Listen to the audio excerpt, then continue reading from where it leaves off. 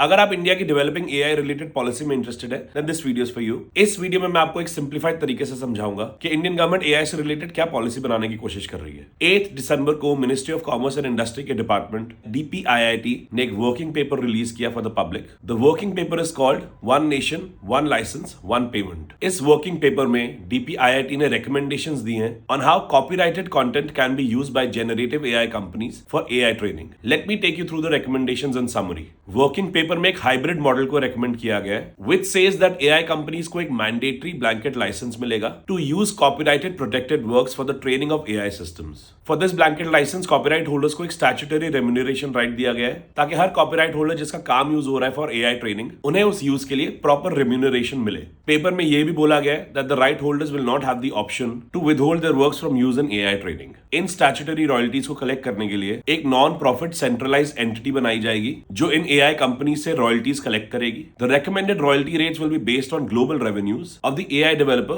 from the commercialization of AI systems trained on such content. Of course, आप ये working paper पढ़ेंगे तो आप देखेंगे that everything has been explained and reasoned for whether you agree with that reasoning or not. It's like every working paper, इस paper के recommendations के against भी बहुत सारे counter opinions and critiques आए from all sides. The working paper is open for feedback and comments by the public for some more time. So I would highly recommend कि आप इस working paper को पढ़ें ताकि आपको इन recommendations के पीछे की reasoning समझ आए and you can give your own opinions and feedback on them. अगर आप Google search पे one nation one license one payment search करेंगे तो आपको ये पेपर मिल जाएगा और उसी पेपर में ईमेल एड्रेस भी दिया हुआ है जहां पे आप अपना फीडबैक दे सकते हैं। पॉलिसी फॉर्मेशन में पब्लिक फीडबैक का बहुत बड़ा रोल होता है and I hope through this video आपको कुछ इन्फॉर्मेशन मिल गई of what's happening in the AI policy in India. I hope this video was helpful. अगर आपके कोई भी डाउट्स हो तो please let me know in the comments. A happy new year to all of you. Bye.